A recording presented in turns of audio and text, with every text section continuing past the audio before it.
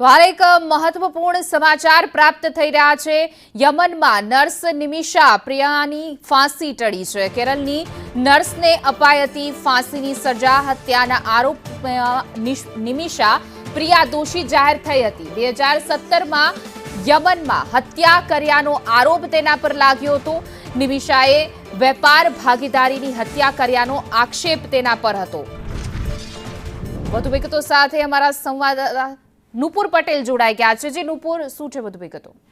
બિલકુલ, ઘણા સમયથી આની પ્રાર્થનાઓ થઈ રહી હતી। સરકારે પણ ખૂબ પ્રયત્નો કર્યા હતા હીરા, અને આખરે એ સારા સમાચાર આપણને મળ્યા છે કે ફાંસી ટળી ગઈ છે। નિમિષા પ્રિયાને ફાંસી નહીં આપવામાં આવે, અને અત્યારે જે સૂત્રો તરફથી જે માહિતી મળી રહી છે એ માહિતી એ રીતની મળી રહી છે કે તલાલ એબ્દો મહેંદી, જેમની હત્યાનો આરોપ નિમિષા ઉપર છે, એમના વચ્ચે સુલહ થઈ ગઈ છે પરિવાર અને પ્રિયા વચ્ચે। કે કારણ કે વસ્તુ એ હતી કે બ્લડ મની લઈને છેલ્લે, કારણ કે કોર્ટે પણ ફાંસીની સજા આપી, રાષ્ટ્રપતિ આગળ એને યાચિકા પણ દાયર કરી હતી, પણ એ યાચિકા ખારીજ થઈ ગઈ હતી। હવે ફાંસીથી નિમિષાને બચાવવાનો એકમાત્ર રસ્તો હતો કે જો મહેંદીનો પરિવાર બ્લડ મની સ્વીકારી લે, એટલે કે હત્યાની સામે પૈસાથી આપીને એને મુઆવજા આપીને જો એ સેટલમેન્ટ થઈ શકતું હોય તો એની ફાંસી રોકાય। અને અત્યારે જે સમાચાર મળી રહ્યા છે એ સમાચાર એ છે કે $1 મિલિયન એટલે કે લગભગ 8.5 કરોડ રૂપિયાની ડીલ આપણે ભારતીય રૂપિયા પ્રમાણે ગણીએ તો 8.5 કરોડ રૂપિયામાં સેટલમેન્ટની વાત હતી, અને એ હવે મહેંદીનો પરિવાર સ્વીકારવા માટે તૈયાર થઈ ગયો છે। આવતીકાલે ફાંસી આપવાની હતી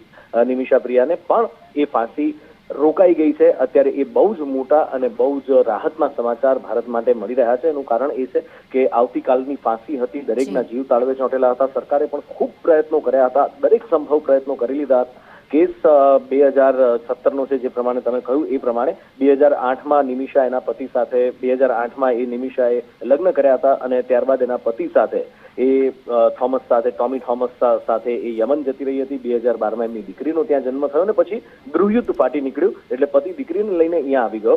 નિમિષા ત્યાં નર્સ તરીકે કામ કરતી હતી અને એણે કામ ચાલુ રાખ્યું। એની સાથે કેસની થોડીક ડિટેલ તમને જલ્દીથી કહી દઉં કે નિમિષા ત્યાં પોતાનું ક્લિનિક ખોલવા માંગતી હતી, અને એટલા માટે મહેંદી સાથે એણે બિઝનેસ પાર્ટનરશિપ કરી, પણ મહેંદીએ એને દગો આપ્યો હતો। એને ડ્રગ્સના નશામાં નાખવા માંગતો હતો અને શારીરિક માનસિક ટોર્ચર પણ કરતો હતો, અને એટલા માટે આરોપ છે કે નિમિષાએ એની હત્યા કરી નાખી હતી। એના કોફીમાં કોઈ નશીલી દવા આપીને એની હત્યા કરીને ઓવરડોઝના કારણે એનું મૃત્યુ થઈ ગયું, અને ત્યારબાદ નિમિષા ત્યાંથી ભાગી ગઈ હતી, યમન છોડીને એ ભાગવા જઈ રહી હતી, અને એ જ વખતે યમન સાઉદી બોર્ડર પરથી એને પકડી લેવામાં આવી હતી, અને એ પછી આટલા વર્ષો સુધી એની પર કેસ ચાલ્યો અને એને ફાંસીની સજા સંભળાવવામાં આવી હતી। એ સજા ન થાય એના માટે ભારત સરકારે, કેન્દ્ર સરકારે ખૂબ બધા પ્રયત્નો કર્યા, ઘણા વર્ષોથી પ્રયત્ન કર્યા હતા, પણ છેલ્લે એક આશા ધૂંધળી થતી દેખાઈ રહી હતી, અને આ રાષ્ટ્રપતિ પાસે પણ છેલ્લે એમણે યાચિકા કરી હતી જ્યારે કોર્ટે એમને ફાંસીની સજા સંભળાવી ત્યારે, પણ એ રાષ્ટ્રપતિએ પણ યાચિકા ખારીજ કરી દીધી હતી। તેનો કાયદો બ્લડ મનીનો કાયદો છે કે જો ખૂનના બદલામાં સેટલમેન્ટ પૈસાથી થઈ શકતું હોય, જો પરિવાર તૈયાર હોય તો એ ફાંસીની સજા અટકી શકે છે, અને માત્ર ને માત્ર 24 કલાક પહેલા હિના આ સજા અટકી ગઈ છે। સમાચાર એ છે અત્યારે કે મહેંદીનો પરિવાર બ્લડ મની સ્વીકારવા, એ 8.5 કરોડની અમાઉન્ટ સ્વીકારવા માટે તૈયાર થયો છે, અને એના કારણે નિમિષા પ્રિયાની ફાંસી અટકી છે। જી નુપુર, સમગ્ર માહિતી આપવા બદલ આપનો આભાર।